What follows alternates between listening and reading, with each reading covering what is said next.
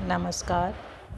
मैं डॉक्टर शोभा भाटिया राजकीय महाविद्यालय जम्मा रामगढ़ से हिंदी साहित्य द्वितीय वर्ष के प्रथम प्रश्न पत्र के रूप में चर्चा कर रही हूँ। रीतिकाल पढ़ते हुए हमने पिछले अंश में रीतिकाल की विशेषताओं की प्रारंभिक भूमिका और श्रृंगारिकता पर चर्चा की थी। आज हम मुख्य रूप से अन्य विशेषताओं के बारे में चर्चा करेंगे। इसी क्रम में सबसे पहले हम देखेंगे अलंकरण की प्रवृत्ति। अलंकरण से आप समझ सकते हैं कि सजाना या किसी चीज़ को अलंकृत करना। क्योंकि रीतिकाल श्रृंगारिक काल था और राजाओं को प्रसन्न करने के लिए इसमें रचनाएं की जा रही थी, ऐसी स्थिति में काव्य के क्षेत्र में अलंकारिकता, प्रदर्शन एवं चमत्कारपूर्ण उक्तियों को अपने काव्य का विशेष रूप से कवियों ने प्रतिपाद्य बनाया। क्योंकि जब तक कुछ अलग हटके या सुंदरता के रूप में कुछ दिखाई नहीं देगा, तब तक कवि राजा को चमत्कृत नहीं कर सकता था। इसलिए कवियों ने अपनी कविता रूपी कामिनी के लिए अलंकारों को अनिवार्य घोषित किया। जिस तरह से किसी भी स्त्री को सजाने के लिए उसे गहनों से, सौंदर्य प्रसाधनों से सजाया जाता है, उसी तरह से रीतिकालीन कवियों ने अपनी कविता को अलंकारों के माध्यम से सजाने का प्रयास किया। इसी रूप में केशव ने तो यहाँ तक लिख दिया, यद्यपि सुजाति सुलक्षणी सुवर्ण सरस सूक्त भूषण भिनुना विराजई कविता बनिता मित। यहाँ आपको स्पष्ट होता है कि कवि ने कविता और वनिता मतलब कविता और स्त्री को तुलना करते हुए बताया है कि चाहे स्त्री की जाति श्रेष्ठ हो, वह शुभ लक्षणों वाली हो, सुवर्ण हो, सरस हो, लेकिन वह बिना आभूषणों के सुसज्जित नहीं होती। उसी तरह से कविता चाहे श्रेष्ठ जाति के लिए लिखी गई हो, शुभ लक्षणों से युक्त हो, उसमें जो वर्ण प्रयोग किए गए हैं अर्थात जो भाषा प्रयुक्त की गई है वो कितनी ही सुंदर क्यों ना हो, रस से परिपूर्ण कही जाने वाली सूक्तियाँ बिना अलंकरण के सुशोभित नहीं होती हैं। इसी तरह से राजा की प्रसन्नता के माध्यम से से अधिक धन की प्राप्ति हो सकती थी। अतः कवियों ने चमत्कारपूर्ण उक्तियों का विशेष रूप से प्रयोग किया, जिससे नया रूप देखकर राजा प्रसन्न हो और उन्हें धन की प्राप्ति हो, और अधिकांशतः अपनी विद्वता के प्रदर्शन के लिए और राजा को चमत्कृत करने के लिए अलंकारों का सप्रयास प्रयोग रीतिकालीन कवियों ने किया है। और इस रूप में रीतिकालीन काव्य में सर्वाधिक अलंकारों का प्रयोग किया गया है।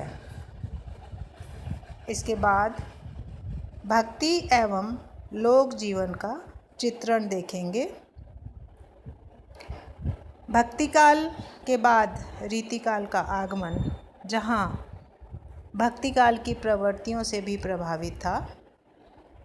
प्रारंभिक स्थितियों में भक्ति की विशेषताएं रीति ग्रंथों के मंगलाचरणों, ग्रंथों की समाप्ति पर आशीर्वचनों और अलंकार संबंधी दिए गए उदाहरणों में भी देखने को मिलती है।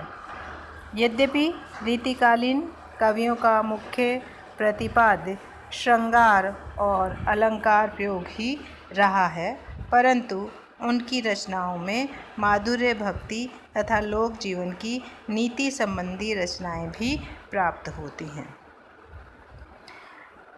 भक्तिकाल से प्रभावित होने के कारण हमें रीतिकाल में भी अनेक भक्तिकालीन रचनाएं या भक्ति से संबंधित रचनाएं मिलती हैं जो कि माधुर्य से परिपूर्ण हैं। लेकिन राधा और कृष्ण को वो पवित्र प्रेम जो कि भक्ति काल में दिखाया गया, रीतिकालीन कवियों ने राधा और कृष्ण को माध्यम बनाकर श्रृंगार परक भक्ति की काव्य रचनाएं ही अधिक की हैं। अर्थात समर्पण का भाव इन कवियों में नहीं है, अपितु राधा और कृष्ण के माध्यम से भी नायक नायिका के सौंदर्य का और श्रृंगार का वर्णन ही इनका प्रमुख विषय रहा है। कवियों को राधा कृष्ण को प्रसन्न करने के लिए श्रृंगार परक मधुरा भाव की रचनाएं ही अधिक उपयुक्त प्रतीत हुईं। लोकाचार से संबंधित जो मुक्तक या नीति परक दोहे या कवित लिखे गए हैं उनकी संख्या बहुत कम है और वह समाज संबंधी रीतियों, उस समय के लोक व्यवहार को स्पष्ट करने वाले हैं, चाहे इनके पीछे भी श्रृंगार वर्णन का भाव ही छिपा हुआ है। वास्तव में इस युग की भक्ति धार्मिकता की परिचायक नहीं थी, अपितु विशाल जर्जर दरबारी वातावरण के बाहर विषय वासना और अन्य दुखों से व्याकुल मन की अभिव्यक्ति थी, जिसमें भक्ति काल जैसा समर्पण और तन्मयता का बिल्कुल अभाव दिखाई देता है। अगला जो भाग है वो मुख्य रूप से मुक्तक शैली के प्रयोग की ओर जाता है। काव्य रूपों या काव्य शैलियों की दृष्टि से अगर सोचा जाए तो रीतिकालीन रचनाकारों ने प्रबंध काव्य की अपेक्षा मुक्तक शैली को प्रमुखता प्रदान की है। कहने का तात्पर्य ये है कि विद्वता के प्रदर्शन के लिए यद्यपि प्रबंध काव्य लिखे गए, लेकिन प्रबंध काव्य में एक मुख्य भूमिका के साथ पूरी रचना या पूरी पुस्तक उस विशेष भाव या विशेष वर्णन के लिए समर्पित होती है। लेकिन रीतिकाल के कवियों को अपने आश्रयदाता और उनके मूड के अनुसार तुरंत प्रसन्न करने के लिए मुक्तक शैली की प्रवृत्ति को अधिक महत्व दिया है, क्योंकि राजा का मूड या राजा की अपेक्षा किस समय कैसी है उसके अनुसार अगर रचना ना की जाती तो उनका दरबार में बने रहना बहुत ही मुश्किल कार्य था। मुक्तकों की रचना तुरंत और आसानी से की जा सकती है, वातावरण या आवश्यकता के अनुसार की जा सकती है। इसलिए रीतिकालीन कवियों ने मुक्तक काव्य शैली को अपनाने का प्रयास किया है। अलंकारों के माध्यम से चमत्कार द्वारा दरबार को आसानी से मोहित एवं प्रसन्न किया जा सकता था। ऐसी स्थिति में कवियों ने लक्षण ग्रंथ व रीति सिद्ध रचनाओं के स्थान पर रीति मुक्त शैली को अपनाने का प्रयास किया है। इसके पश्चात जो प्रवृत्ति है वह है वीर रस की प्रवृत्ति। बार बार हम ये पढ़ रहे हैं कि रीतिकाल में श्रृंगार, अलंकरण और मुक्तक प्रवृत्ति की विशेषता से परिपूर्ण रीतिकाल रहा है।